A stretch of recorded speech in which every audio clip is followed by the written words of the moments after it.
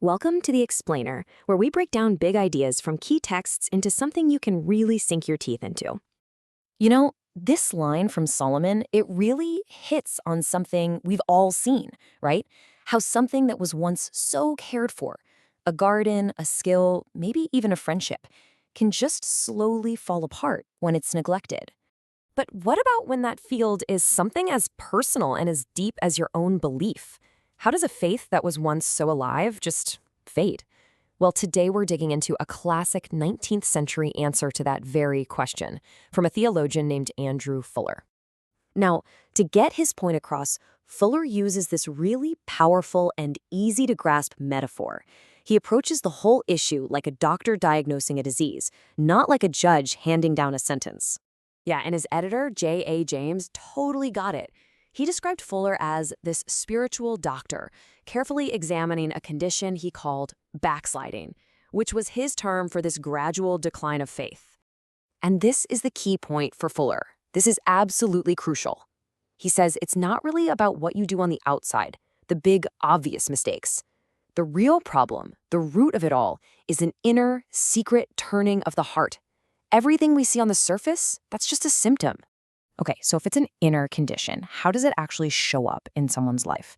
Well, Fuller says it's not just one thing. He lays out a few different ways this drift can manifest itself. He points to four main paths. You've got the intellectual one, where you start swapping out core beliefs for newer, maybe more appealing ideas. Then there's the more obvious one, right? Just falling into some kind of serious sin. But then he gets into two that are a lot more subtle, becoming completely wrapped up in worldly things or getting totally consumed by politics. And I think this next part is fascinating. He makes this super sharp distinction between just plain greed and, well, pride. He says there's a love of the world. That's all about getting more stuff, right? But then there's conformity to the world, which is all about how you use that stuff, chasing trends, keeping up appearances. One's about having it, the other's about showing it off. Okay, so we've got the different forms of this decline, but how would you even know if it's happening?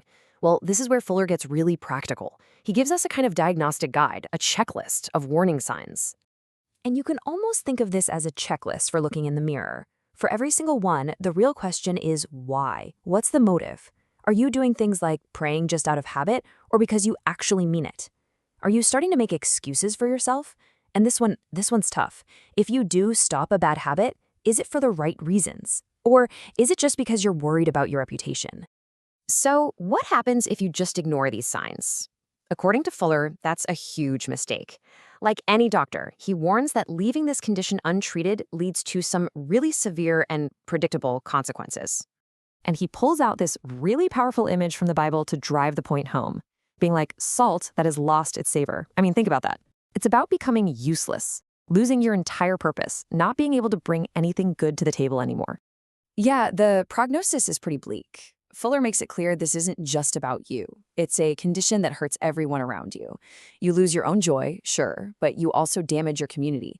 You end up painting a false picture of what faith is supposed to be, and that just opens the door for things to get even worse. But here's the thing, Fuller isn't just about pointing out the problem. Like any good doctor, he doesn't just give you the bad news and walk away. He offers a very clear prescription, a step-by-step path to get back on your feet. And at the heart of his remedy is this one core idea. You have to go back to the very beginning, back to square one. He says there are no shortcuts, no quick fixes. The only way to heal is to return to the absolute basics. And he breaks this down into four really practical steps. First, you have to reflect. Be brutally honest with yourself about your actions and your motives. Then, you re-engage. Get back into things like scripture and prayer, but with a real focus on what's gone wrong. The third step, reorient, is huge. You have to come back as a humble sinner who needs mercy, not as some good person who just messed up a little. And finally, you recommit. You add watchfulness to your prayer, basically standing guard against those same old temptations. So, when you step back and look at it, what Andrew Fuller gave us is this incredibly detailed, almost clinical way of looking at the whole cycle of belief, doubt, and finding your way back. Now, whether you buy into his 19th century theology or not, you have to admit his analysis of human nature is pretty timeless. He gives us a powerful framework for understanding how something so strong can fade and what it might take to rebuild it. Which kind of leaves us with a big question for today, doesn't it? In our world, with our own crises of faith, what does that journey of return even look like?